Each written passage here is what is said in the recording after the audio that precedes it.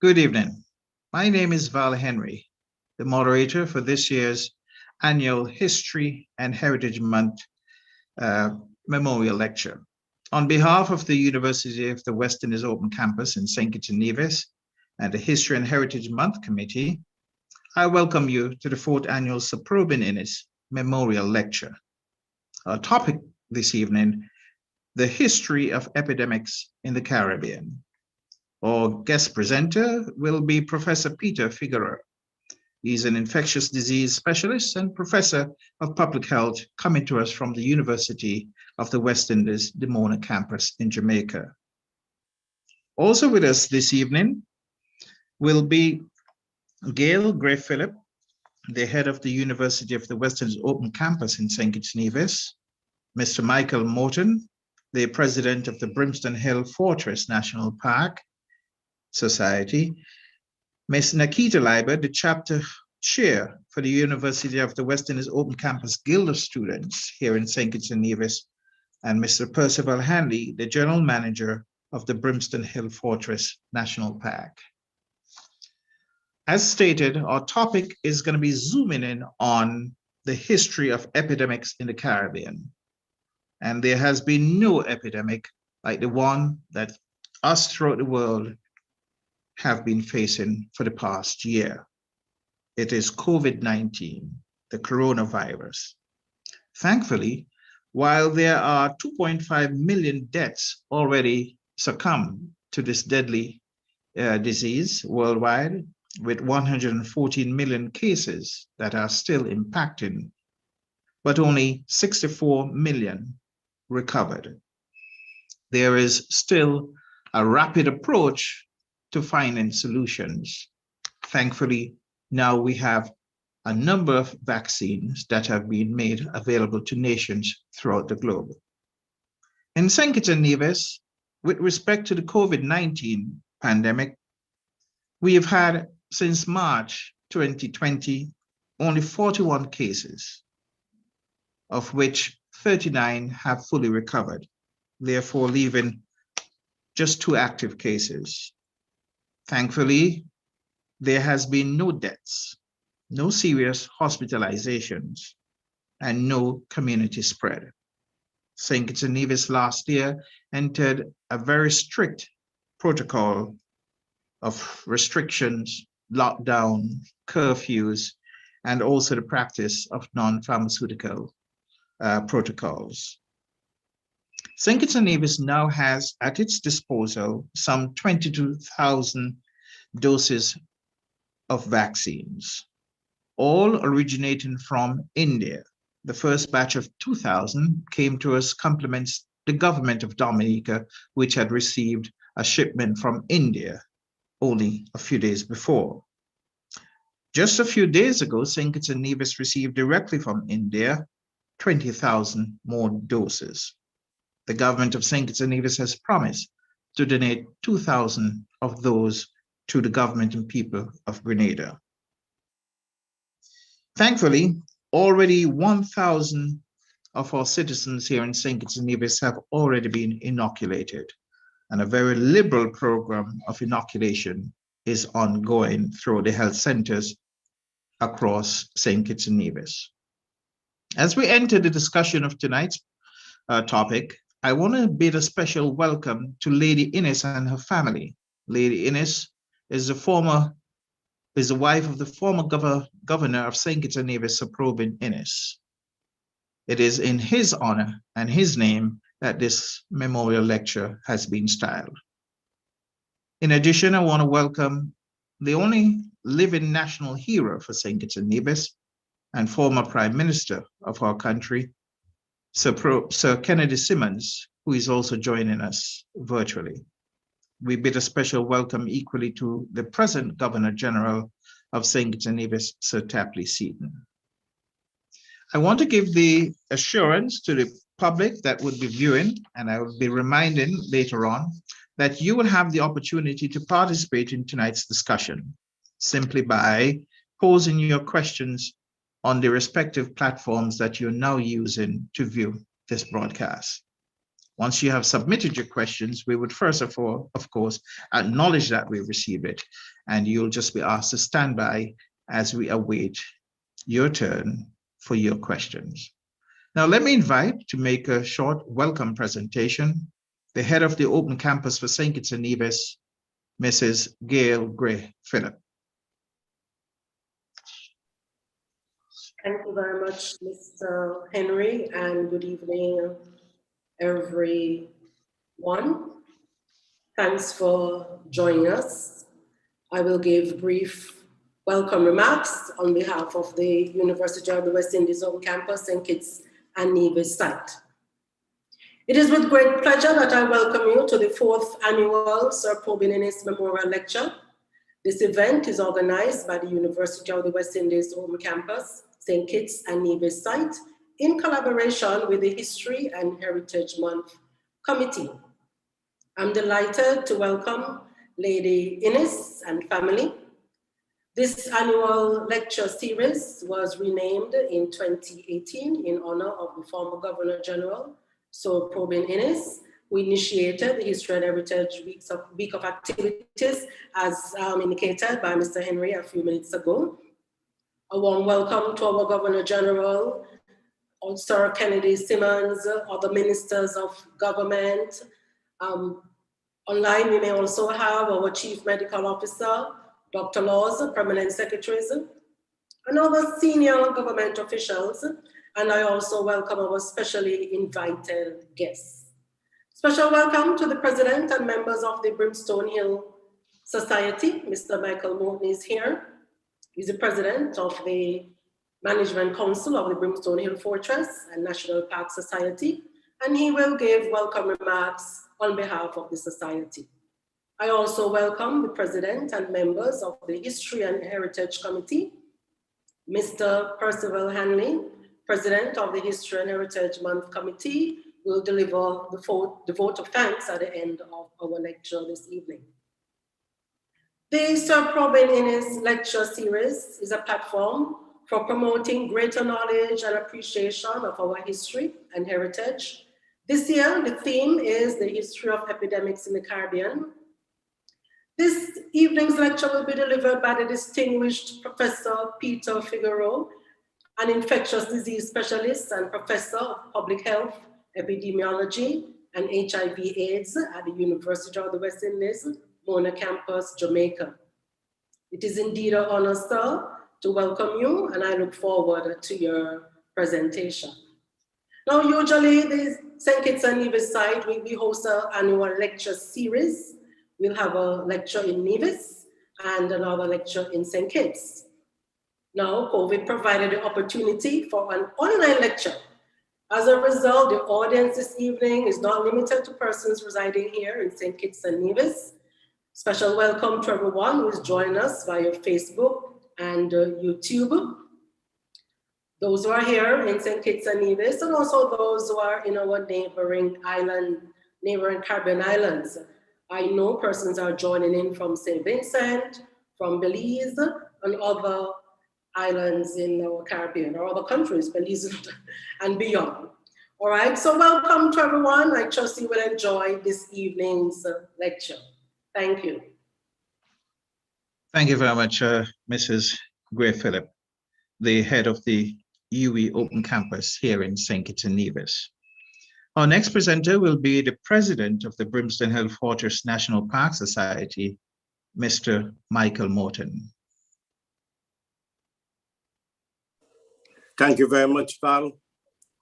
Ladies and gentlemen, heritage enthusiasts all, greetings and welcome to the 2021 Sir Probyn Inniss Memorial Lecture, being carried live via Zoom and social media platforms such as Facebook and YouTube. Tonight is indeed a landmark occasion, as for the first time, we are transcending borders and going international, reaching people virtually right within their homes, wherever they may be. So Probyn Inniss, if he were alive, would have been elated to know that his hard work begun in 2005 with history and heritage activities not only touch persons here in St. Kitts-Nevis, but indeed across the globe. This is due to the COVID-19 pandemic that has disrupted our normal way of doing things and caused individuals, companies, and other organizations to pivot. We are reaping some benefits from what is perceived as a catastrophic global crisis and are transitioning into new and innovative ways of communicating.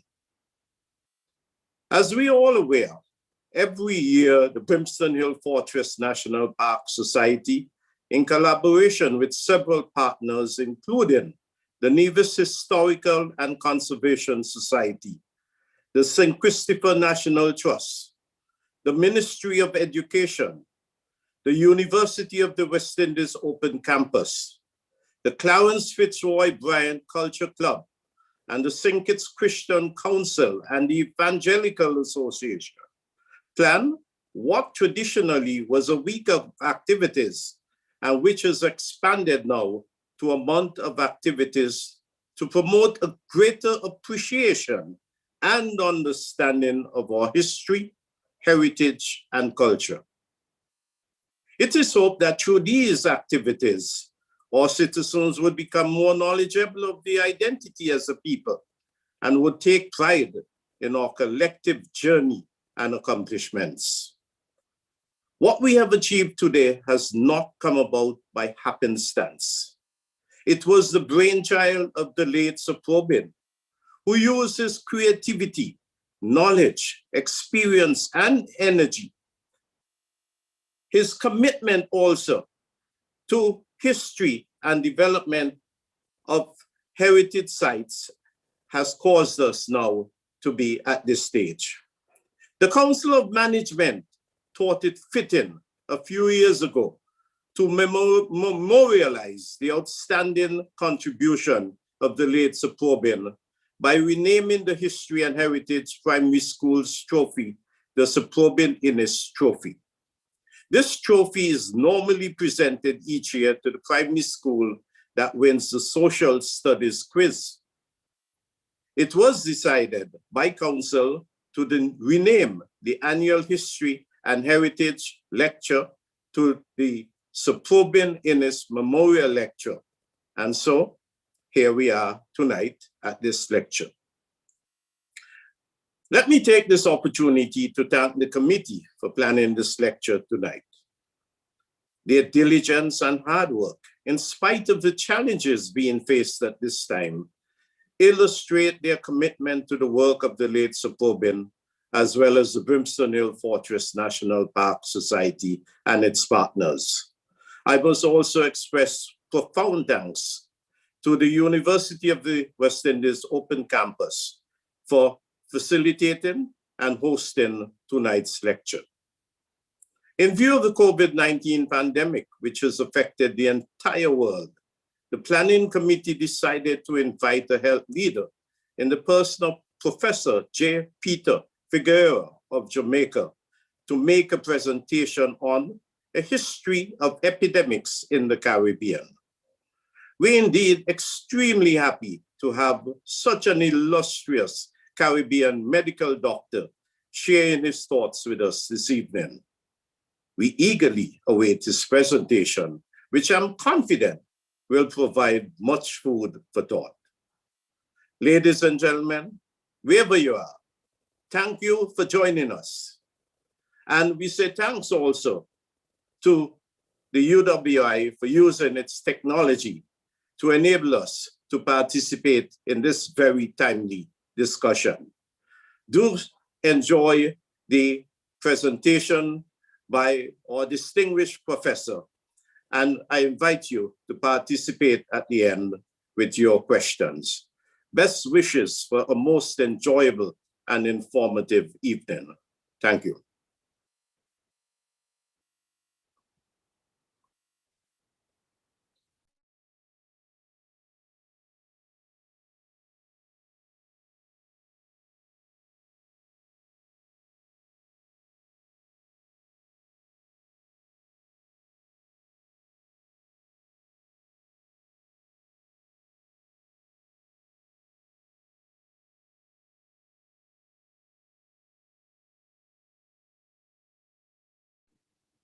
Mr. Henry, can you please unmute?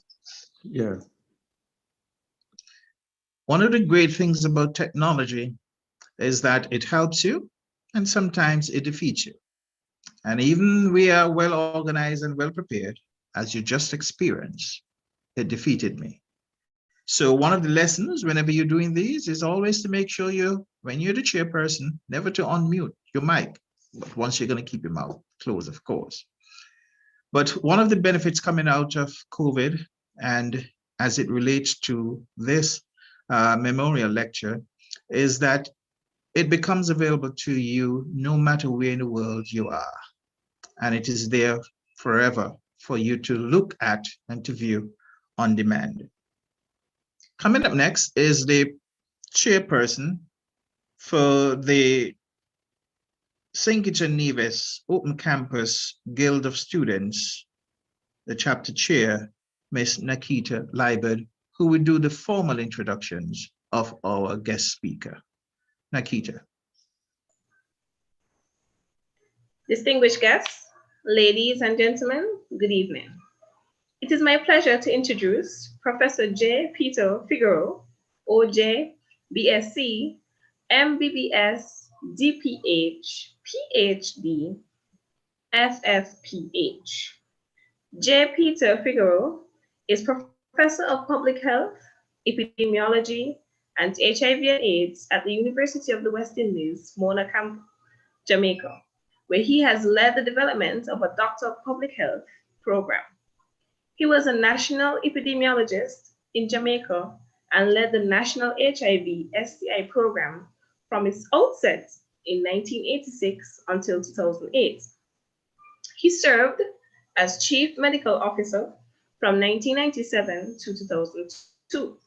He is chair of the Pan American Health Organization's Technical Advisory Group, also known as TAG, on immunization, and he was a member of the World Health Organization's Strategic Advisory Group of Experts on Immunization, SAGE, from 2009 to 2015. He is also a member of the World Health Organization's Working Group on COVID-19 vaccines and a member of the United Nations AIDS Scientific Experts Panel. He has published widely on communicable diseases, HIV and STIs, and public health, including 160 peer-reviewed papers and 3 books. He has received many awards for his work, including, in 2009, a World Health Organization Award for Leadership in Global Health. Please help me welcome Professor J. Peter Figueroa. Thank you so much, Nakita. I appreciate that fine introduction. And really, I am honored to be invited to talk this evening in really an excellent initiative that started many years ago. Because if we do not know our history, we will not be able to go forward in the way that we need to. So I'm now sharing my screen. I'm also honored by the fact that there are so many distinguished persons who have turned out for this presentation. And I just would like to recognize the former Governor General, Sir Tapley, the former Prime Minister, Sir Kennedy, Lady Inniss and her family, our Chair Val, the President of the Brimstone Hill Society, Michael Morton, and all the distinguished guests, both our hosts plus guests, both from not only St. Kitts, but other Caribbean countries. I am now going to give you a brief history of epidemics in the Caribbean.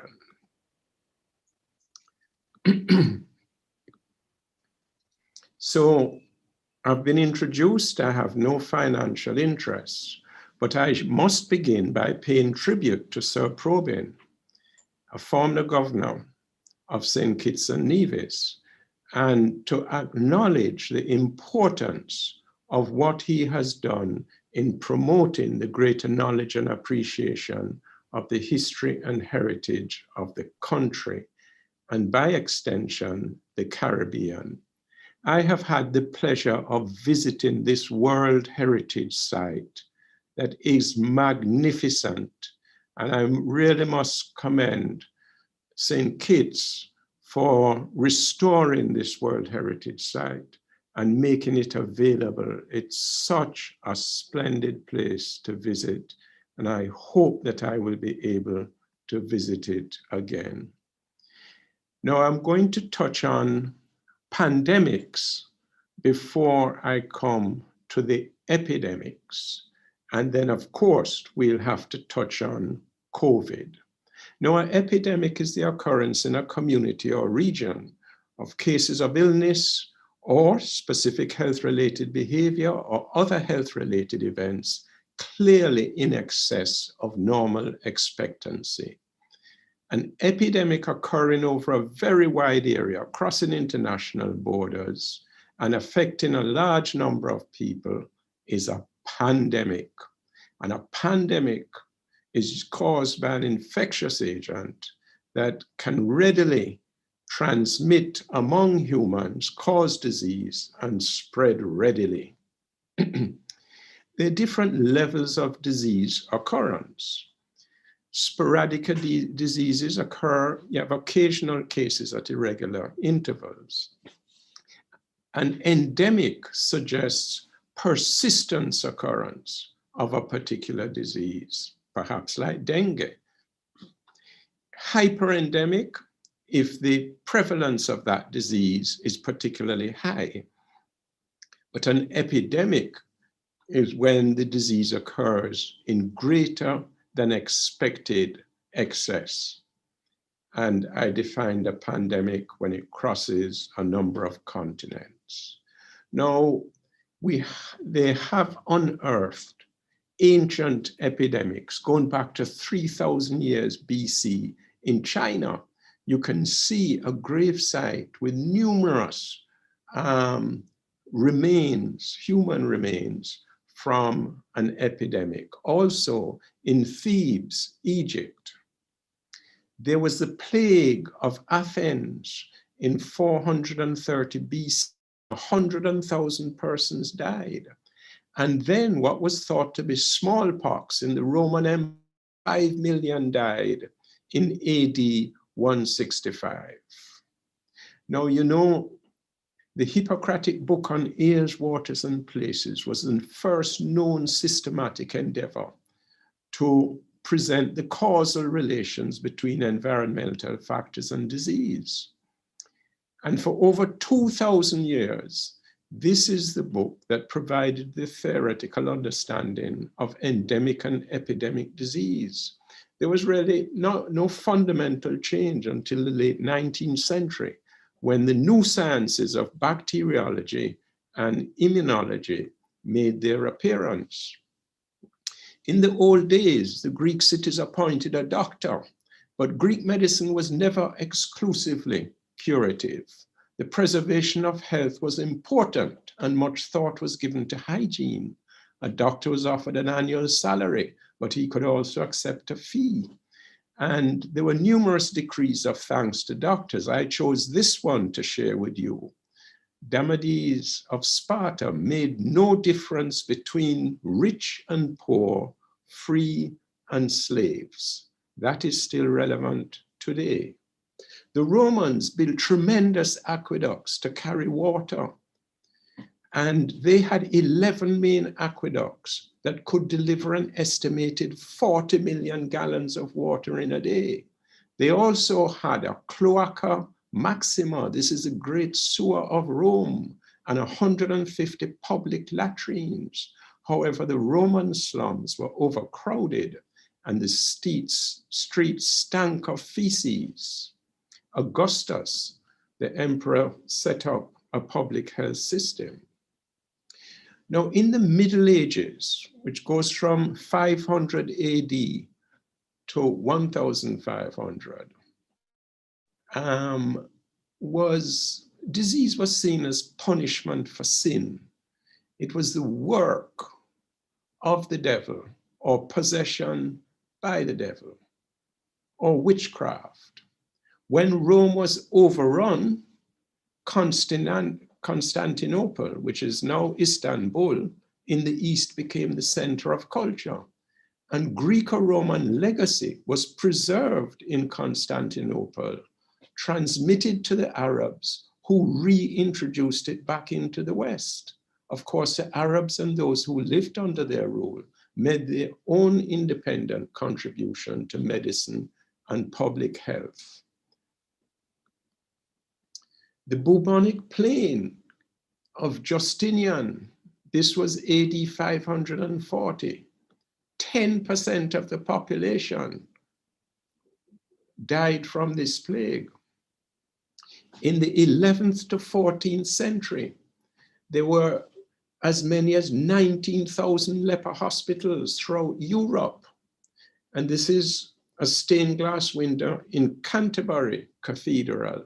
And you can see on the other side a beggar with leprosy ringing a bell, hoping for alms. So leprosy was a huge problem, Hansen's disease. But then came the Black Death in 1346. 50% of Europe's population died in 4 years, 200 million people. So this was a massive epidemic in Europe.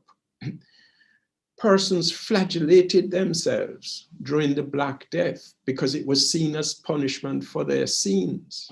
So they were trying to atone for their sins. And then, of course, between 1348 and 1665, there were 40 outbreaks of plague in London. With the Great Plague of London in 1665, where 20% of the population in London died. Well, by 1666, there was the Great Fire of London. In those days, the doctors wore something looking like this, a beak mask and a long waxen coat to protect themselves from the plague. Pandemics were thought to be transmitted through miasma or foul smells associated with the sick and dying people. Now, you'll recall that Columbus made a voyage to the West Indies in 1492. And it is felt by some that on the return of Columbus to Europe, he carried with him syphilis, the great pox, which then swept through Europe and, of course, created havoc there because there was no cure at the time. And of course, the Europeans also brought smallpox and other plagues to the Americas. And European explorers with these diseases in the 16th century killed 90% of the indigenous inhabitants. And it is felt that diseases from Europe contributed to the downfall of the great Aztec and Incas empires. In one epidemic in 1545, enteric fever killed 15 million people in Mexico and other parts of Latin America. It could have been typhoid or something related, enteric fever. So it decimated the local population. In 1817, this was the first of 7 cholera pandemics and many outbreaks. The second cholera pandemic was in 1829 to 1851. And this was another disease which killed hundreds of thousands of people. Of course, smallpox was also a tremendous problem. And in Mexico, there were 5 to 8 million deaths in 1520. millions of deaths in the 18th century. At that time, 30% of all causes of blindness was due to smallpox. And by the 20th century, nearly 500 million deaths. So in the 1950s, there were roughly 50 million cases. 1967, it came down, but there were still 2 million deaths. And finally, smallpox was eradicated and certified in December 1979. The older ones among us will remember smallpox. Of course, in 1916, polio epidemic in America, where thousands have died. And this is a statue of FDR, Roosevelt, who was stricken by polio. Then there was a flu pandemic in 1889, 1890, where 1 million people died. But that was just a forerunner of the great influenza pandemic following the First World War in 1918 to 1920, where 500 million people were estimated to have been infected and 50 million people died. We saw the avian flu in 1957-58, and 1 million people died from this pandemic. And more recently, in 2009, 2010, it was estimated 1.4 billion infected by H1N1 swine flu, with 300,000 persons dying. So influenza is a killer. And I just want to interject here to stress the importance of the influenza vaccine that needs to be given to the elderly, persons with comorbid conditions, pregnant women, and young children. The vaccine efficacy is not great, but by taking the vaccine, you can significantly reduce persons getting seriously ill and reduce the number of deaths annually. Then we had the AIDS pandemic in 1981. And we've already had over 35 million dead, 36 million living with HIV. And we know this pandemic, this is a pandemic of modern life. These are some pictures and posters taken from Jamaica. The antiretroviral treatment has transformed the HIV, but it is still a pandemic and still too many people are becoming infected.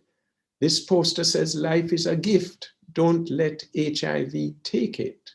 And in the middle, this was when we got 2 persons living with HIV to join educating the public about HIV.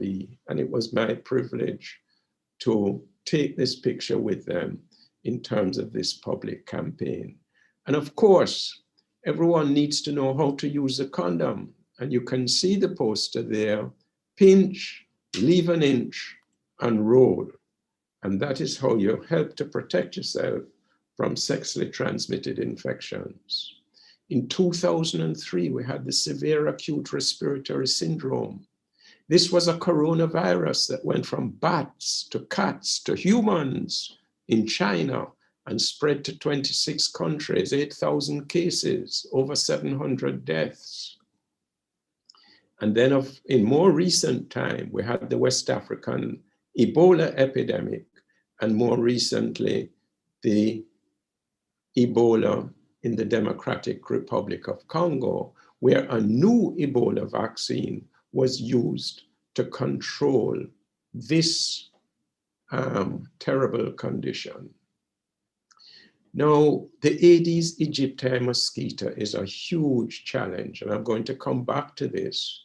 But we know that throughout the Caribbean, in 2004, we had chickpea, and in 2016, we had Zika.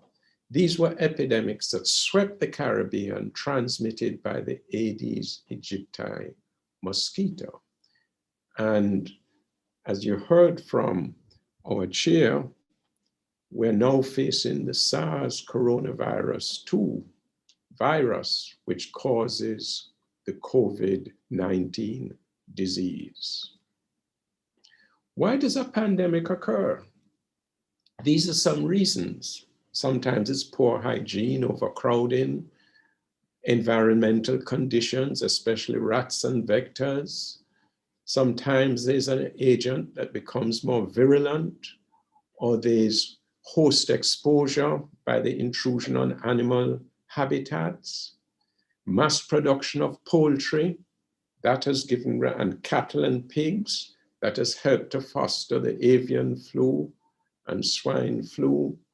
And the truth is, sometimes we don't know what has given rise to a pandemic.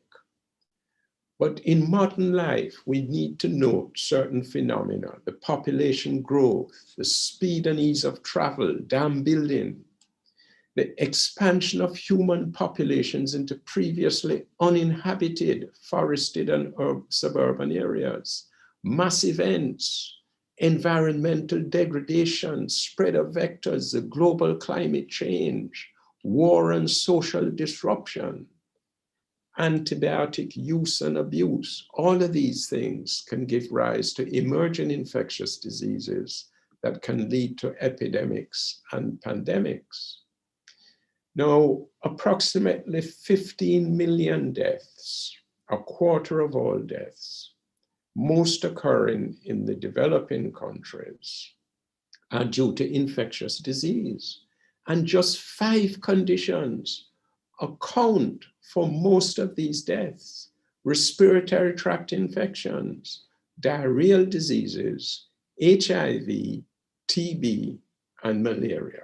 So I just put that in as a background to bear in mind. 30% of the world is infected by TB, 10 million cases in 2016. And persons living with HIV are much more likely to develop active TB. Most of the cases are in just a few countries: India, Indonesia, China, Nigeria, Pakistan, and South America. But you know, there are nearly 500 million cases of multi-drug resistant TB. So TB remains a very important condition. And I'm now coming to focus a bit more on the Americas and the Caribbean, starting with yellow fever. And you can see that Barbados was affected along with Guadeloupe and Mexico in 1647 and 1648. Now, during the siege of Cartagena in Colombia, Admiral Vernon, he had numerous ships with many soldiers, most of whom, as many as 21,000 of them, while they were sieging Cartagena, 20,000 deaths due to yellow fever. And you can see in Haiti, Philadelphia, New Orleans, Mississippi, yellow fever wiped out thousands. When they were building the Panama Canal between 1882 and 1889, the French company that first started to build the canal failed, partly because of deaths due to yellow fever. And as recently as 1954, in Trinidad and Tobago, there were 15 cases and 5 deaths, probably more cases, as many as 50, of yellow fever.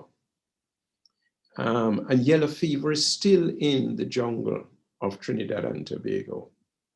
And more recently, just a couple years ago, a major outbreak of yellow fever in Brazil. We've had cholera epidemics sweeping the Caribbean, going back to 1833 to 1834. Again in 1850, Cuba, St. Kitts was affected. Trinidad and Tobago, Bahamas, Puerto Rico. 40,000 deaths in Jamaica. And then in 1991, Peru, but we managed to keep it out of the Caribbean. And 2010, unfortunately, following the earthquake, cholera was reintroduced into Haiti. nearly 1 million cases, 10,000 deaths. This was a horrific tragedy that was traced to some of the UN soldiers from Nepal who brought cholera with them. We know about dengue fever and dengue hemorrhagic fever sweeping. It's endemic in the Caribbean.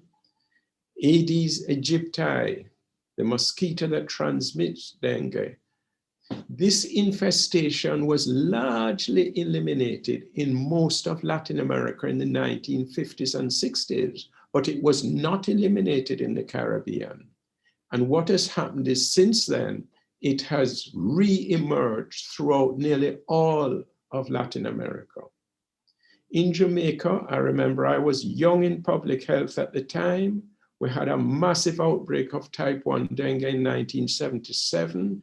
It was estimated 1 in 3 persons became infected and 1 in 6 in the entire population became ill. In 1981, in Cuba, they had a huge dengue outbreak. But what emerged was that there were 10,000 deaths due to dengue hemorrhagic fever. We had not seen this dengue hemorrhagic fever in Jamaica. And then a few years later in Venezuela, in 1989, 2,500 dengue hemorrhagic fever cases and 158 deaths. And we know in Latin America and the Caribbean that we've had major dengue epidemics in 1995 and 2019, but dengue is endemic in the Caribbean. We need an effective vaccine to help to control that. Now, in just touching on epidemics in Jamaica, and it patterns throughout the Caribbean to some extent, if we go back to the days of slavery, one of the estates in Jamaica, the Worthy Park Estate in St. Catherine, 1790, 25% of all births to slaves died of neonatal tetanus. The infant mortality rate was horrendous. I mentioned the cholera epidemic, yellow fever towards the end of the 19th century. But at the turn of the 20th century, 80% of the rural population in Jamaica was affected by hookworm. And in 1918, we spoke about the influenza pandemic. The leading cause of death for most of the 1920s, right up through the 1940s, was tuberculosis. And in 1950, malaria was endemic, yaws, syphilis, TB. These were major diseases and problems. In the 1950s, we had a series of 3 polio epidemics. And in 1960s, throughout the Caribbean, gastroenteritis and malnutrition was a major problem. It's interesting to note that life expectancy in this period between 1921 and 1943 increased by 16 years based on just improving sanitation, hygiene, and effective public health leadership.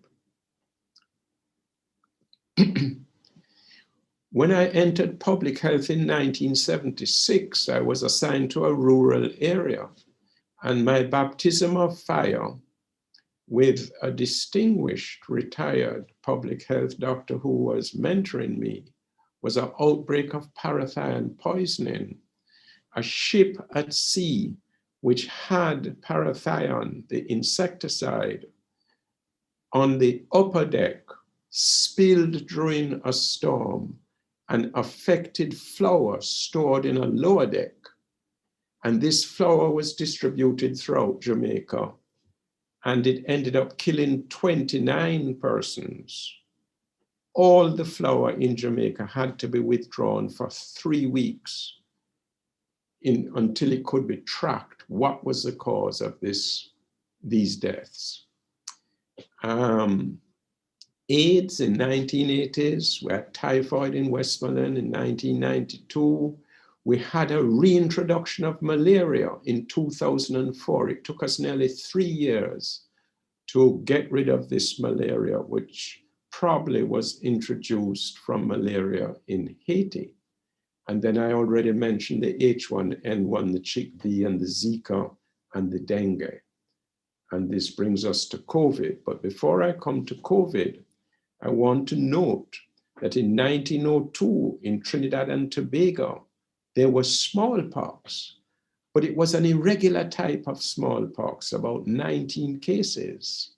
And then between 1925 and 1937, there was rabies due to vampire bats, 89 human cases, thousands of animals and livestock were affected. They had their poliomyelitis outbreaks beginning in 1941. And again in 1972, when they actually had to postpone Carnival because of polio in that year. In 1954, the red howler monkeys, which had yellow fever, affected 15 human cases, and there were 5 deaths. And then in 1965, epidemic nephritis, a kidney condition due to a bacteria, beta hemolytic strep, that causes sores on the legs. So this is a little bit about Trinidad and Tobago and what they face. I just select from Barbados in the 1920, 21, and 22, thousands of cases due to enteric fever. Dominica was a country that was challenged with typhoid also, as well as Jamaica and other countries in the Caribbean. The only thing I could find on St. Kitts, I regret to say, but this may be a good thing, is we do know, for reasons not clear, that hepatitis B infection tended to be quite high. 17% of persons in a seroprevalence survey in 1985 were affected. However, the hepatitis B vaccine, which was introduced in 1998, has significantly reduced the prevalence of hepatitis B in St. Kitts and Nevis. And in a survey of pregnant women at antenatal clinic, there was a prevalence of 3%. So tremendous progress to bring down the prevalence of hepatitis B in St. Kitts. Now, we need to point out that the Caribbean has led the world in relation to the elimination of childhood vaccine preventable diseases. The Caribbean eliminated polio in 1982. The rest of the Americas did not do this until 1991. Measles was eliminated in 1991. The Americas didn't eliminate it until 2002. And unfortunately, we have lost the elimination status in the Americas because Brazil and Venezuela have had measles reintroduced, and they've had major epidemics that lasted over a year. Again, the Caribbean eliminated congenital rubella syndrome and rubella ahead of the rest of the Americas. And in order to do this, we had to vaccinate our adults, both men and women. So we have experience actually immunizing adults. But I don't think many of us who are practicing now actually remember this campaign. But we have led the world in relation to vaccine preventable diseases. And I just want to point out 2 people here in particular. That gentleman sitting in the middle is Cira de Quadras. He is a Brazilian doctor, and he was the PAHO advisor for maybe 30, 35, 40 years. A wonderful person and doctor. Every year, he would come to the Caribbean at our annual Caribbean EPI managers meeting, which I've had the privilege of chairing for a couple decades, and he was just a tremendous innovator and force to impel the elimination of childhood diseases. And to his right is Dr. Beryl Lyons, a Jamaican colleague who worked in the Caribbean for over 15 years as the PAHO advisor on immunization. Really, the work of this team has been phenomenal, and it would not have been possible without the support of all the Caribbean governments and our nurses in particular in ensuring that our children get the vaccines. And we have to continue that and to ensure that this is the case. Now, we've had many public health programs in the Caribbean of great significance, have had a positive impact on health. Family planning has brought down the total fertility rate from nearly 6 to about 2. The nutritional program, oral rehydration therapy for diarrheal diseases, the immunization program, the maternal and child health program, dental health, the HIV, STI control program, environmental health. All of these programs have had a significant impact on health. And I'll just use data from Jamaica to show how over 118 years, from 1900 to 2018, you can see life expectancy increase from 38 to 74. And infant mortality rate came down from 174 per 1,000 live births to approximately 12. And this is a pattern throughout the Caribbean. But look at the epidemics that we don't see as epidemics that are now plaguing us. Obesity in some of our countries, 1 out of 3 women are obese, right? Hypertension, diabetes, these are major problems, violence, injuries, mental illness, alcoholism, tobacco use. These are our current health challenges that we must address more effectively. Let me say a little bit about COVID quickly. You see that St. Kitts has done very well in managing COVID. And you can see that Trinidad and Tobago and Jamaica have been more challenged with this. And the United States has had a huge challenge. Most COVID cases are mild or moderate. But 14% are severe, 6% are critical. And persons who get severe COVID often go on to have symptoms over several months. And the case fatality increases drastically with age, so that 1 out of 4 persons, if they are over age 80, may die from COVID. So it's a serious condition for the elderly. The symptoms, I think everyone knows: fever, cough, fatigue, difficulty breathing, loss of smell and taste, headache, but it can be a variety of symptoms. It doesn't always present in a way that you readily recognize. We know it's transmitted from person to person through droplets from coughing, sneezing, talking, singing, not only from persons who are symptomatic, but also persons who are not having symptoms. And we know the measures. These measures, the non-pharmaceutical measures, are extremely important. Wearing masks, physical distancing, avoiding crowds, especially indoor, hand hygiene, aggressive testing. All of these things are very, very important. Local lockdowns, total lockdown. Now, we know that the United States has had a lot of new coronavirus cases per million residents, high, a very high ratio compared with Europe. And look at Japan, much, much less.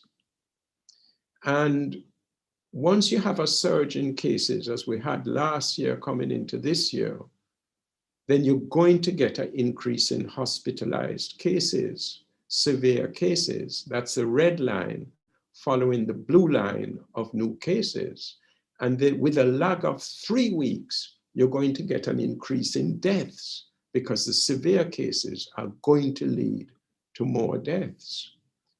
Now, towards the end of last year, there was an increase in deaths per million residents in the US. Again, Japan was much, much lower. And then we saw the surge towards the very end of the year in Britain and South Africa due from the new variants, which seems to transmit more readily. And there's also a new variant in Brazil, in the Amazon. But look at this, as we come into the end of January, the number of new corona cases started to drop in the US, in Canada, in Europe. So, and by February, there was a drastic drop in the reported COVID cases in the US, as well as the number of reported cases in hospital.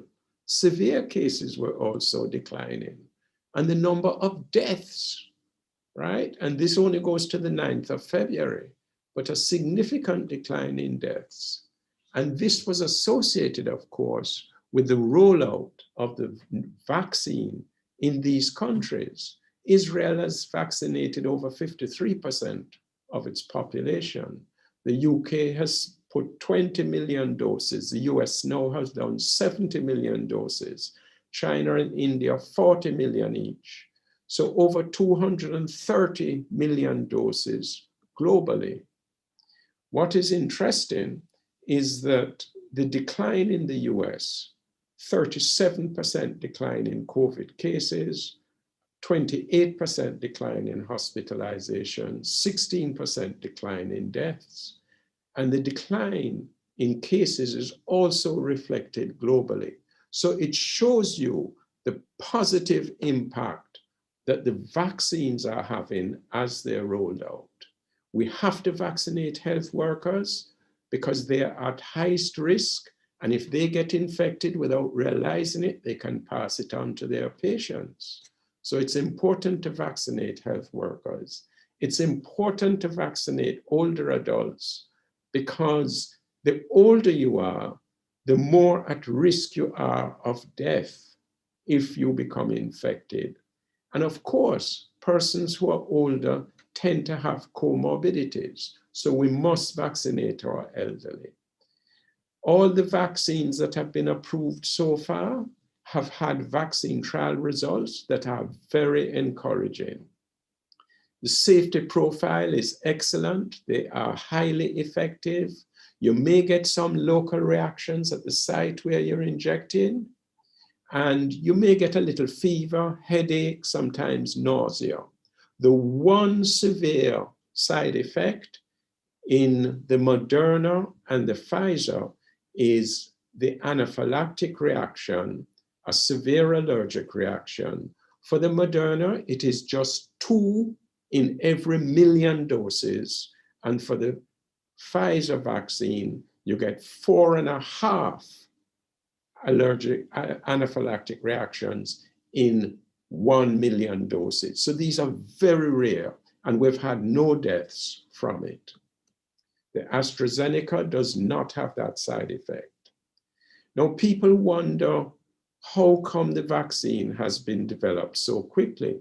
But once the Chinese isolated the virus and sequenced the genome and made it public to the scientific community in January of last year, the efforts that were being made to develop a vaccine to the coronavirus that caused SARS in 2003, that work that was going on from then to get a vaccine to the spike protein, all the pharmaceutical companies needed to do was just change the vaccine a little bit to address the sequence of the coronavirus that causes COVID.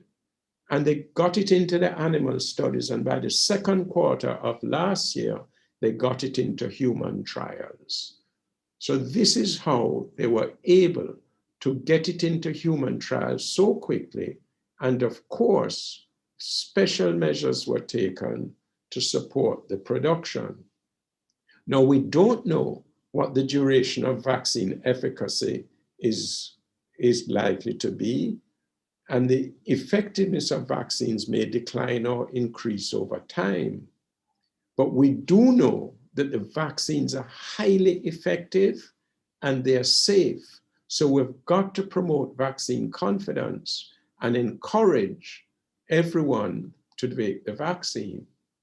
We're going to have to live with COVID for the foreseeable future, and the vaccine is not a silver bullet. We still need non-pharmaceutical measures. We need more rapid point of care tests that are easier to do. In the US, they have saliva tests, and we're hoping that they'll become more readily available to us. Dogs can be trained to smell persons with COVID, just like how they smell out crack cocaine. So we could use them at airports to identify persons who may have COVID and not realize it. We're going to continue to learn more about COVID. We have to learn more about the variants that are emerging and ensure that the vaccines that we have are also effective against the variants. But I can assure you that the vaccines that we have are safe and highly effective. And at the earliest opportunity anyone has, I would encourage you to take the vaccine when you get the chance. I, for one, will certainly take up my opportunity as soon as we have the vaccine in Jamaica. I thank you for your patience in listening to me.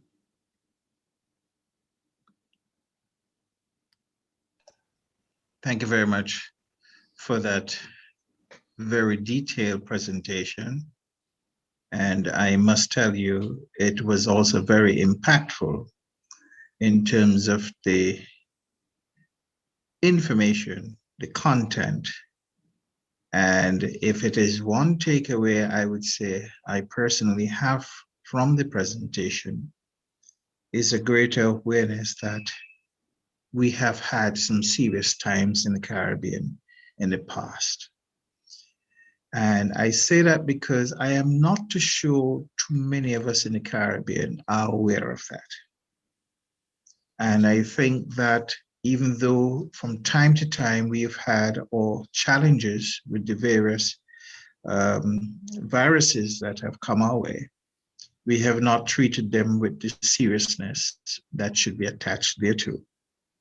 But I believe that the COVID-19 virus is going to perhaps shift the paradigm and cause us to think more seriously about these.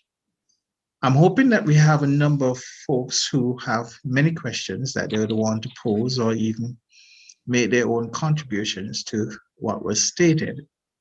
And the way for you to do that, if you're looking at this broadcast, whichever platform that you're using, just go to the comment section, and there you'll be able to pose your question or comment. And we would be able to first of all acknowledge that we've received your comment or question, and then I would read them so that they could be addressed. I just want to have the ball rolling perhaps by maybe asking this question. Why do you think there is such hesitation, not only throughout the world, but certainly in the Caribbean by some of our nationals regarding taking the vaccine? Yeah, unfortunately, there has been a lot of misinformation, especially on the social media. And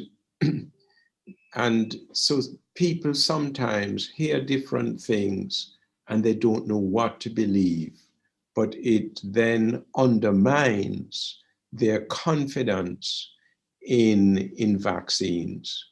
They need to make the connection with our experience of giving the childhood vaccines. You know, when I was in medicine, I mean, many of the doctors who come into medicine now, I don't think they've ever seen a case of measles, polio, diphtheria, pertussis. tetanus. These are conditions that when I came into medicine, we had to be able to deal with all these conditions. And it's the childhood vaccines that have really eliminated all these diseases. So there are even now adults who just don't recognize how much vaccines have contributed to the elimination of these diseases and to the good health that most of us actually exercise. And with the misinformation and the fact that the vaccines seem to have been developed so quickly, people are cautious. You know, it's the unknown, the fear of the unknown.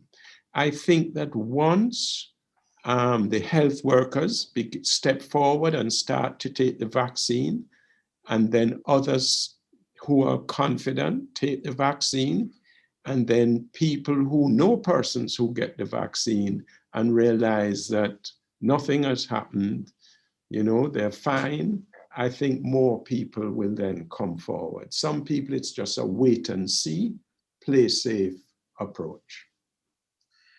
Thank you very much. And we may come back to that question and other aspects of it later, but I want to go to a YouTube question that we have from Kathleen Ferdinand. And her question is, how important is public education before rolling out a vaccination program? Well, it is important. It is important that we get the information out there. And I think throughout the Caribbean, we've been targeting the health workers, especially because some health workers have hesitancy, they have doubts, they don't have the information. So it's very important that we reach the health workers and in turn, reach the wider public. But I do think that the surveys show that anywhere between 30 to 50% of people are ready to take the vaccine now. So I think once, as the vaccine is rolled out and people come forward and take it, this helps to convince others. Yes, as we await further questions, just to remind you that if you're viewing this broadcast, no matter the platform you're on, you can go to the comment section, type in a question, and we would have it addressed by our presenter for you. Another question that perhaps I could pose, which is, what can small developing nations like ours in the Caribbean, with such limited resources, do as a preemptive strike in the event of some time in the future we were to have another serious outbreak? Yeah, this is something that we really have to give serious thought to. And this is something that has to be addressed internationally as well. There have been some steps taken in recent times. In 2018, there was the formation of an organization called CEPI, the Coalition of Epidemic Preparedness Innovations, which the WHO and Gavi helped to bring into being with the support of Gates Foundation. And this was an organization specifically set up to identify potential infectious agents that could cause pandemics or epidemics, and to develop vaccines against these infectious agents. And they identified 10 such infectious agents on which they are doing the research, promoting the research. CEPI has also played a role in promoting the development of COVID vaccines. Now, small countries like us, I think we could look to Cuba, because Cuba has developed, despite the blockade, and I would say the criminal blockade against Cuba, they have developed a biotechnology industry where they produce a lot of their own vaccines. So with the COVID, they also could take the sharing of the sequence of the COVID virus that the Chinese shared with the scientific community. They have 4 different COVID vaccines in trial right now. And we're looking forward anxiously to see the results from these trials over the next couple months. It's quite likely that Cuba will have at least a couple effective vaccines. Now, if Cuba can do this, certainly with our talent, with the support of partners from the developed world, with Cuba, with other countries, many people don't realize that India is probably the largest manufacturer of vaccines in the world right now. So there are many partners that we could have where we could develop our biotechnology to the point where we could capacitate ourselves to be less dependent on other countries to do the scientific work in developing vaccines and other measures that can ensure that we can protect ourselves without having to depend entirely on others. Thank you. I'm going to go shortly to a question from Splash TDM. But before doing that, though, I just want to follow up on the Cuba vaccine.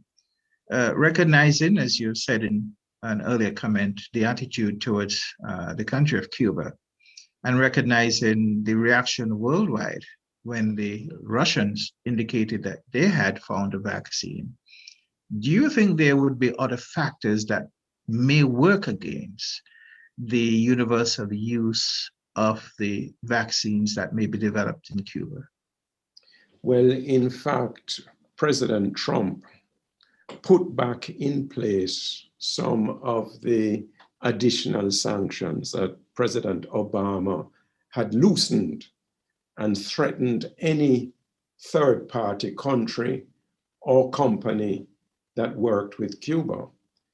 But, you know, it is good to see that the CARICOM governments made a very clear statement in relation to allowing Cuba to choose its own style of government and to have normal relations, just as we do with a whole range of other countries. I am hopeful that, and it does appear as if President Biden will take a more enlightened position, and we as a CARICOM unified set of nations should make our voice be heard to ensure that no country, especially in a situation of a pandemic or a humanitarian situation, then you cannot make differences in political outlook come between addressing a human problem. Thank you. We're going to get to questions from Celia and also from Jennifer shortly, but I go to the one from YouTube from Splash TDM. And they write, am I to understand that when one takes the COVID-19 vaccine, that they would never catch, or if they were infected, would not get the virus for a second time? Okay, if you've had, I hope I got this question right. If you have COVID, then usually you develop immunity to COVID for at least 6 months, most people. There are instances where a few people have got COVID more than once. So it may be that they got infected with one variant, the classical COVID virus, and a new variant came and they got infected again. But most people, when they get infected, they are protected for at least 6 months from COVID. Those persons, we say, okay, if you've been infected with PCR confirmed COVID, take 1 dose of one of the vaccines, that's all. And you could wait 4 to 6 months after infection before you take that dose. Now, if you have not been infected with COVID and you get the COVID vaccine, and you get the 2 doses, if it's a 2-dose vaccine, or if it's Johnson & Johnson and it's 1 dose, but let's say you get vaccinated, then the studies show that it is most unlikely that you're not going to get COVID. Some people do get a mild case of COVID, but very few people get severe COVID. And I am not even sure if there have been any deaths in persons who have been vaccinated and developed immunity through the vaccine, and they have not died. So the vaccine is highly effective against severe COVID, and it's severe COVID that causes the deaths. Some persons may get mild COVID. Thank you very much.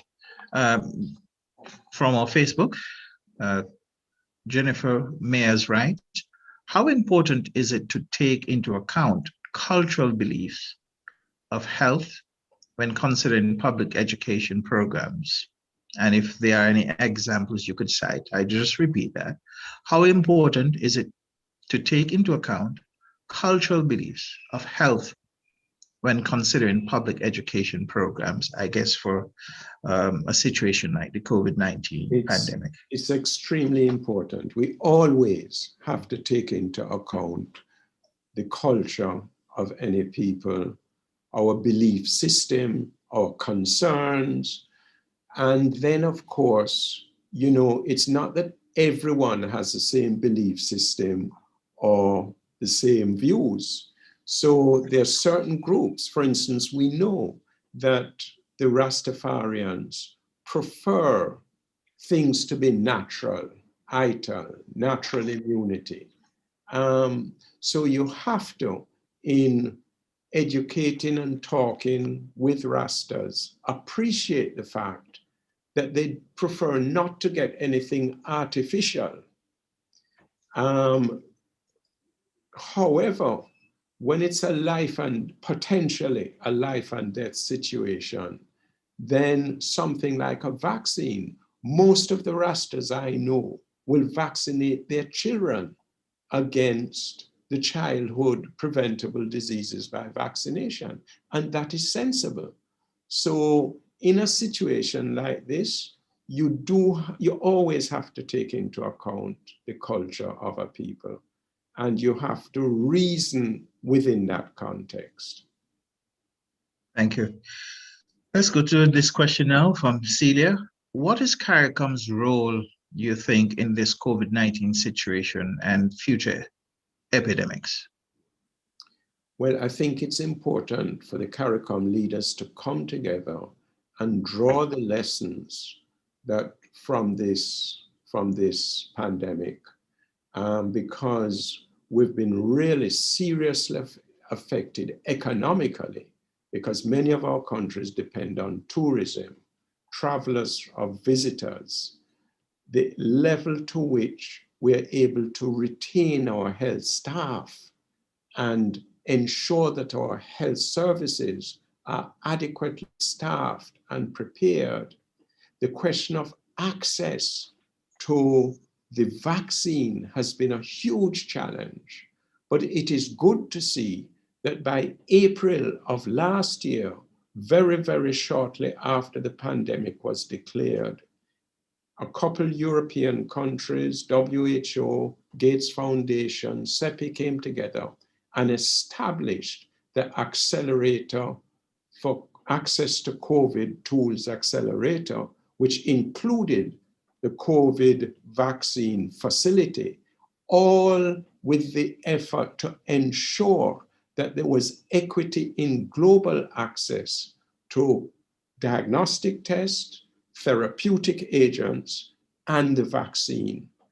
But they've had to struggle hard, and the political leaders from the low-income countries and the middle-income countries have had to struggle hard alongside CEPI and Gavi and WHO to ensure that there is access to vaccines. You will note that many of the vaccines that have initially rolled out in the Caribbean have either been those vaccines that have gone to the overseas departments of the UK, Montserrat, Tortola, Turks and Caicos, Cayman Islands, or the other countries that have received have got gifts from India, so that the COVAX facility has been struggling hard, and it's only in the last week that Ghana and Ivory Coast, Cote d'Ivoire, have got vaccine. Jamaica hopefully will get some vaccine from COVAX, and the other Caribbean countries will get vaccine from COVAX, but it has been a struggle. So the leaders have to come together, learn the lessons, and begin negotiations and put in place measures to ensure that we're better prepared and that global governance is reviewed so that the voice of low and middle income countries has more recognition and more strength. This question comes from the UE Open Campus Facebook platform. What could be said to persons who have doubts about the long-term effects of the vaccine on their individual health? Well, you know, our whole experience and history with vaccines is that persons who have a problem with a vaccine, if they have a real serious adverse reaction, it usually happens soon after the vaccine has been given. In other words, if I get a vaccine now, I'll have the local reaction, maybe a little fever, headache that passes. If I'm going to have a serious adverse reaction, it will usually develop within the same week or two. It's very unusual that for 6 months later, I have some condition that is triggered by the vaccine. Usually it emerges early. But it is true, there are the occasional very rare situations where some of the vaccines that we've had have caused problems, even deaths. So that has to be taken into account. Just like how the mRNA vaccines, the Pfizer and the Moderna, did on very rare instances cause anaphylactic reaction. If they didn't have the adrenaline and the DPH injection right there as they're supposed to in order to treat that anaphylaxis, those individuals could have died. So, but it is a risk-benefit situation. Look how many people are dying now. As you said, 2.5 million people globally have died without any vaccine. So the vaccines we are having now, we try and make as safe as possible, but nothing in life is absolute. So you have to weigh the benefit and the risk. Thank you. Kathleen Ferdinand asks, are there lessons that we learned from the nearly 40 years of managing HIV in the Caribbean that perhaps we can extrapolate and use to expedite our COVID-19 response and hopefully elimination? I like that question because I had to deal with HIV, and I would welcome any help with respect to drawing the lessons for all of us, because we had horrendous stigma associated with HIV. I can remember in Jamaica, and this was throughout the Caribbean, there were very few of us who were willing to even look after persons with HIV. Most health workers were running in the opposite direction. The patients were being put in the back of the ward. Some of them just left to languish. And the families of these persons were so ashamed and hiding, and you know, it was terrible. We've come a long way since then. But look at COVID. In some of our countries, when people had COVID, they were being stigmatized in the community. Why were they being stigmatized? What is the rationale? Health workers had to overcome their fears and their anxieties and reach out and care for these people, right? So how do we learn these lessons and overcome our fears whenever we are faced with these situations? I remember when Ebola broke out in West Africa, people going to emergency departments in hospitals in the Caribbean. Some of the doctors were afraid, oh, is this Ebola coming to them in the health department, in the emergency department? So I would welcome help in drawing lessons. How do we overcome these kind of difficulties? You know, especially stigma. How do we ensure that there is meaningful cooperation, solidarity, and equity in dealing with these challenges?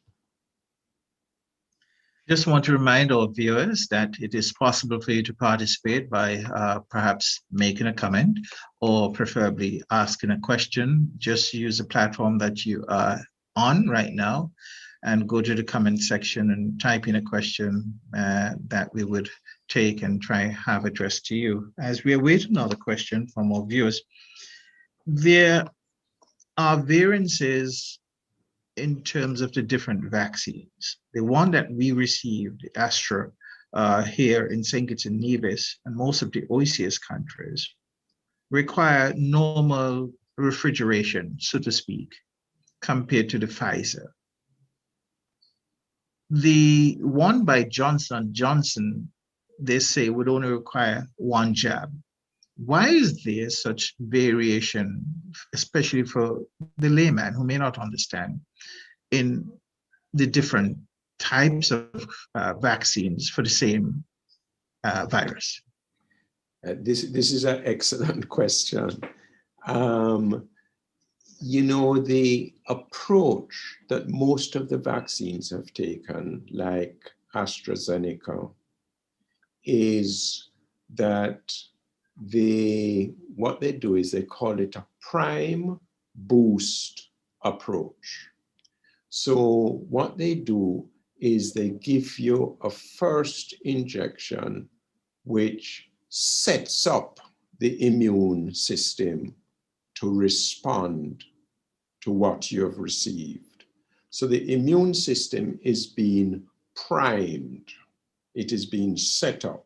You have a certain degree of immunity, but it's not full. And the second injection is the boost, which really then brings the full force of the immune systems, the antibodies that some cells produce, and the cells themselves.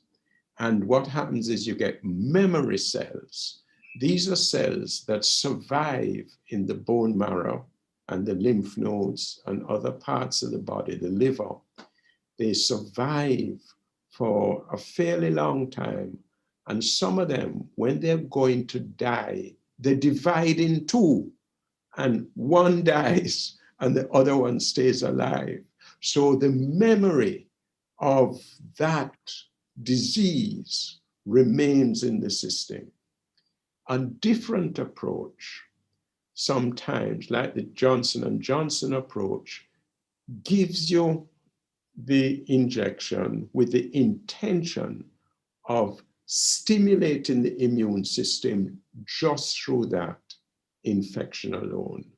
There's certain diseases, if you get measles as a disease, you virtually never get it again. But there are other diseases like rubella that you get it and you may get it again. You usually don't. The common cold or influenza, you could get every year. So the immune system reacts differently to different exposures, diseases, and vaccines. Some vaccines are really good, like yellow fever vaccine, but it is powerful. One injection will give you protection for life. We thought you used to have to give it every 10 years. However, it is so potent, we don't give it to children under 1 year of age. We try and not give it to pregnant women. because very rarely people have got that vaccine and it has caused serious side effects. So it's hard to explain and even understand fully, but based on the experience of preparing different vaccines and seeing how the body responds to them, then we try and understand, but our understanding is not complete. Thank you. Also from our YouTube page platform, Patrick Martin asks, public health nursing is indispensable to public health progress. Are we investing enough, you believe, to ensure adequate levels? No, I agree with Dr. Patrick Martin totally. We need more public health nurses. These are the backbone of our public health services, our maternal and child health services, our immunization services. They are the backbone. They are highly trained and experienced nurses. They go through several stages of training, and we really need more of these public health nurses in our public health system. We really do. I agree with Patrick totally. Semidela asks, can you provide an explanation why this coronavirus appears not as virulent against children whose immune systems are perhaps not as developed as adults? This is an excellent question. We're trying to understand this. It seems as if it may be, you know, I don't have a satisfactory understanding. And yet, why is it on very rare occasions, children develop what they call a multi-system disease due to the COVID virus? The majority of children, it appears that they don't get infected readily and they don't pass on the infection readily.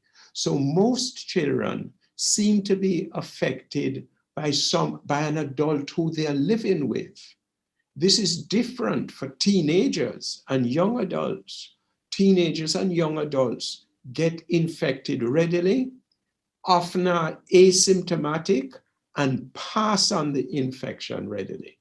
So the teenagers who are all over the place and the young adults who are also mixing a lot often are the ones who are spreading the virus primarily, but the majority of them either have no symptoms or minor symptoms. So this is something we don't fully understand at all, and we're trying to understand it. We're coming to the closing stages of tonight's very informative discussion. The Sir Probyn Inniss Memorial Lecture put on by the UWI Open Campus here in St. Kitts-Nevis in collaboration with the History and Heritage Month Committee. We may be able to take one or two maximum more questions from our viewers, and in the interim, as we await those, let me try to ask this. It might be slightly outside of your regular domain, but I think you're well placed enough to address it. One of the lessons that we have learned from this pandemic in particular, how it has impacted nations and economies throughout the world and here in the Caribbean, it results in job losses, addition to poverty lines. It was interesting to see the long food lines in a place like the United States with people lining and driving up for food at the food banks. So I guess the question that could be posed is, how could Caribbean countries try to create shields for the future to address social and economic fallouts that may come from the next pandemic? Yeah, I think that this is a fundamental issue that our people and our countries, our leaders need to be discussing. What kind of society are we committing ourselves to? Do we realize that a handful of persons, literally a handful of persons, have the equivalent wealth that 50% of the population has. I mean, to what I'm talking about globally. In other words, we have these billionaires and trillionaires. Now, in our countries in the Caribbean, we have an extreme inequity between a small number of people who have tremendous wealth and the majority of people who are living just on the breadline. Now, how can we make our societies such that there is more equity so that we don't have people who are falling below the breadline, where we can target to ensure that we educate our people, educate them effectively, ensure that they have at least basic housing conditions, and ensure that they have employment. We cannot have a situation where when we have crises like this, it is the poor who suffer most. It then means that the society must organize itself, that there is some safety net, a social safety net, where if you lose your work, you have some unemployment benefit. It was interesting to see that in Barbados, when they went through their economic crisis several years ago, they tried to ensure that at least one adult in every household was employed. So I think this is something that we need to face up as a people and work out, how do we make our societies address the needs of the poorest, the most vulnerable, and ensure that there is more equity. Of course, people who work harder, who are entrepreneurial, need to be rewarded more, right? But we can't have such disparities in wealth without ensuring that the poor are addressed, the needs of the poor are addressed, and that there's a social safety net that is meaningful. Thank you. There are three final questions that we'll have. And so if you were not able to get in your questions sooner, we do apologize in advance. Elaine Williams from our YouTube platform asks, how long after being fully vaccinated can one be confident to travel to another country? So if you get 2 doses, then usually 7 days after the second dose, you are virtually fully protected. Certainly you're fully protected from severe COVID. If you just get a Johnson & Johnson and you're just getting 1 dose, then usually it's about 21 to 28 days before your immune system actually protects itself adequately. But we've got to remember, it does appear that when you're vaccinated and you're protected from the disease, it doesn't entirely rule out the possibility of you getting the virus without developing any symptoms. So you may have the virus and you may shed the virus. So you could carry the virus and potentially infect someone else. It appears that you don't shed as much of the virus once you're vaccinated than if you were not vaccinated and got infected and were even asymptomatic. But so we have to bear in mind that you are protected from disease once vaccinated, but you could inadvertently carry the virus and potentially pass it on to someone else. You partly addressed this earlier on from Sue Sandy, who writes, why is it that there is a vaccine for COVID instantly? I think that's the first part that you may have addressed earlier on, while there is no cure or vaccine yet for HIV/AIDS. I think this is the nature of the virus that we're dealing with. The COVID virus, the coronavirus, it doesn't go into the nucleus of the cell, and it doesn't get embedded in the genetic code of the cell nucleus, which is the genetic code of the person. Whereas the HIV RNA virus, it enters the cell in the cytoplasm, and then it goes into the nucleus and is integrated into the genomic, the genetic material of the cell. And that cell, it then sits in the memory cell that I told you about. And when that memory cell is going to die, it divides into two. One side dies, and this other memory cell retains the genetic code of the HIV virus. So exactly how to treat that and get rid of that integrated HIV virus in the genetic code, which is going to, once they're not under treatment with antiretroviral drugs, that HIV is going to come back alive and produce the HIV virus in your body. That's why people who take the antiretroviral treatment have to take it every day for life. And if they do that, HIV will not kill them, something else will kill them. But you must take the medication. But the coronavirus doesn't get into the genetic code, into the nucleus. It has that spike protein. They've been able to target the spike protein in different ways and therefore develop the vaccine very quickly, because they were working on a vaccine for that spike protein from 2003. So I hope that helps to give a little more clarity. The HIV is a tough one. We did vaccine trials in Jamaica as part of the International HIV Vaccine Trial Network.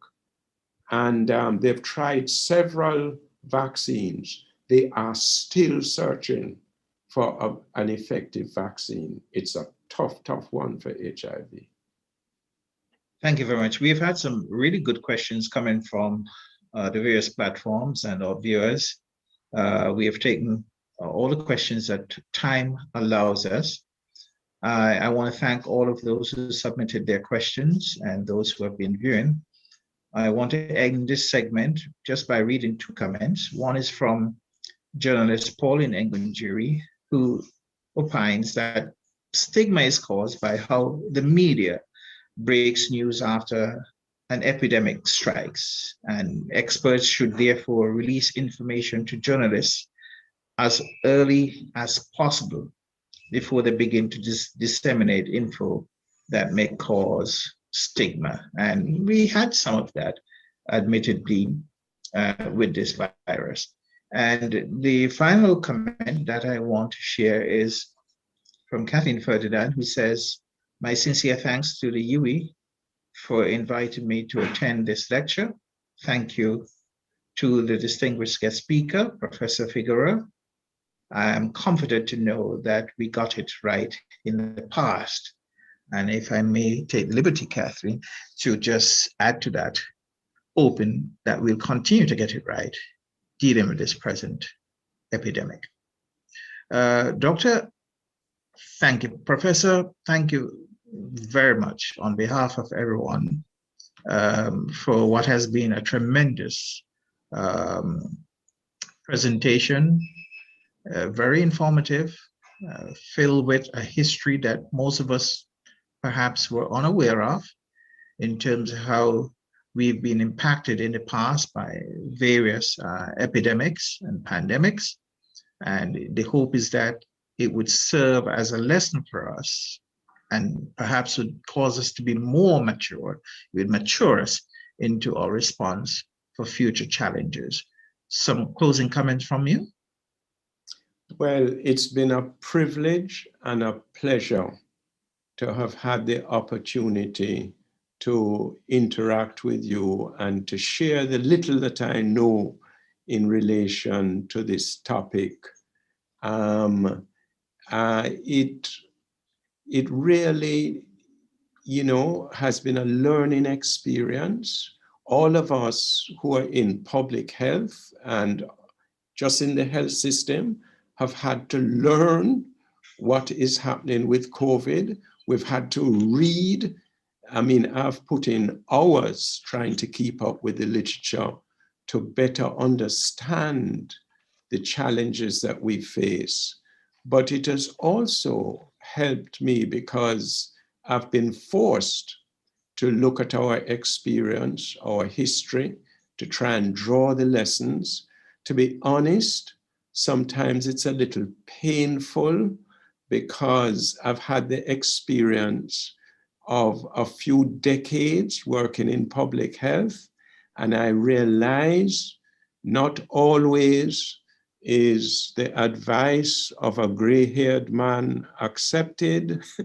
And sometimes we have experience, but I would say sometimes we know what we don't know, but often we don't know what we don't know. So when someone tries to explain, maybe we need to do this based on past experience, because some people have not been through that before. It just doesn't sink in. I'm sharing a little frustration with you in relation to, you know, I've been in public health a long time. I've had the opportunity to work at an international level and therefore get insights that sometimes are not easy to share. And it leaves me a little frustrated when governments are slow in addressing certain things. You know, I'll give you one bit of advice. We've advised governments to introduce the pneumococcal vaccine to children.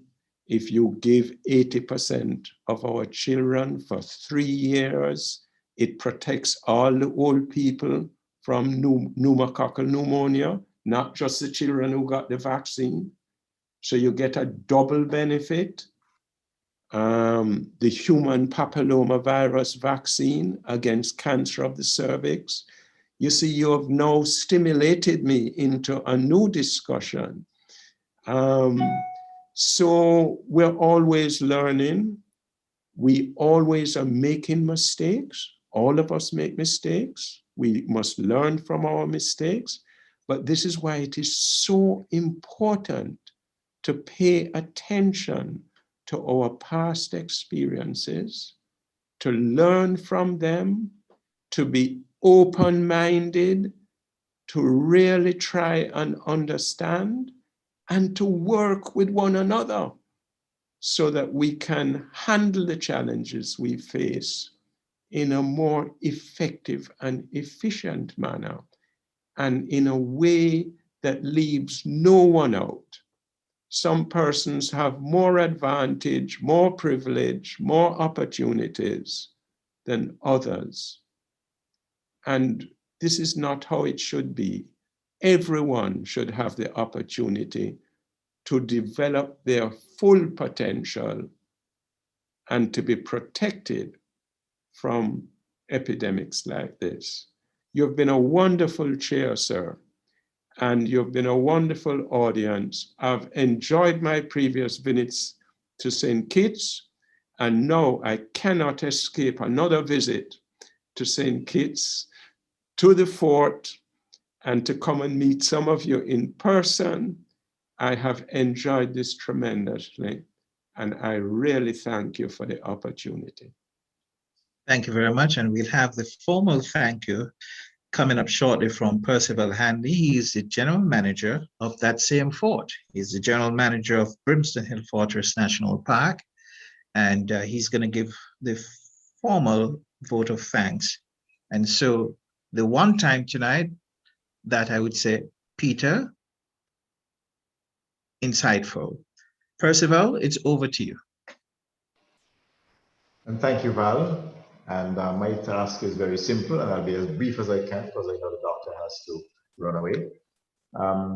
First, I'd like to say thanks to Ms. Grace Gray Phillip for she was so willing to put her hand up when we were looking for at least one landmark event for the History and Heritage Month of activities, since we were affected by COVID and couldn't put on the whole package. She willingly put her hand up and said, we will be willing to host and to sponsor the Sir Probyn Inniss Memorial Lecture. And I want to thank her and her staff at the UWI Open Campus in St. Kitts for sponsoring and organizing this annual event. A lot of work went into the preparation, as simple as it seems. And this is an unprecedented live and virtual event. And it's the first time we have been doing it. And I think it seems to have been a success. And so, and we also glad for her for having sourced Dr. Figueroa, Professor Figueroa, for us to present at this lecture. I also like to thank Mr. Michael Morton, Mr. D. Michael Morton, for his remarks. He is the, as mentioned before, he is the president of our society, the Brimstone Hill Fortress National Park Society, and we thank him for agreeing to and for presenting opening remarks. Also to Mr. Val Henry, our chair, for an excellent job, not only directing it well and for his effective moderating of the virtual lecture, but also for keeping things lively and encouraging the questions and presenting them as well as they were presented. Also to Ms. Nikita Liebert for the introduction of the speaker. She made it concise, but at the same time informative with regards to the speaker, and I think he was also quite appreciative of that. And of course, I want to come now to our featured speaker, Professor J. Peter Figueroa. Professor, your delivery was so clear, so comprehensive, so informative, and insightful. And we definitely say thank you for this presentation. I'm sure our audience has learned quite a lot, and perhaps maybe even triggering the need to do some more research and to find out more about the history of pandemics and epidemics in our region and the world, and also to find answers to questions. And I believe that what we saw, especially at the end, was that you aren't phased out at all, that we need to invite you for another session. So I think we have to consider this, because there's obviously a lot more where that came from. And so we thank you so much for doing this. I remember when we spoke to you initially in preparation for this, you said that you were comfortable with the topic, and the comfort did come out in your presentation. And of course, when it comes to, you said you were in St. Kitts previously, you are welcome to return again, and we will gladly host you for a visit to Brimstone Hill Fortress National Park. Thank you, Dr. Figueroa. And also finally to our audience, who not only listened, but who also participated by asking questions and making comments. And we thank you for making this inaugural virtual lecture such a success in the circumstances. And thanks to everyone for their participation and their cooperation. Thank you very much. Thank you very much, Percy. As we bring this forward, Sir Probyn Inniss Memorial Lecture to a close, I want to say a special good night to Lady Inniss and her family, the wife of the former governor, on whose behalf and in whose honor this lecture, memorial lecture, is organized annually, Sir Probyn Inniss. Also, we had Sir Kennedy Simmons, the first Prime Minister and now the only living national hero of St. Kitts-Nevis, who also joined us. We also were scheduled to have the Governor General, Sir Tapley Seaton, who joined us and who has been a strong advocate of things heritage, if I may put it that way. As we say farewell, we just want to remind that COVID is real, but we should certainly not wait. We should all go to vaccinate here in St. Kitts-Nevis. We've been very fortunate. While we've had over 2.5 million deaths and over 114 million cases, St. Kitts-Nevis has been blessed to have had just 41 cases, all imported, 19 up to the end of October, and the remainder coming via importation from visitors and a few nationals returning home. Thankfully, all except 2 have fully recovered. The 2 that are still recovering are expected to recover fully without any difficulties. So we just have 2 active cases. We've had no serious hospitalization. We've had 0 deaths, and certainly we've had no community spread.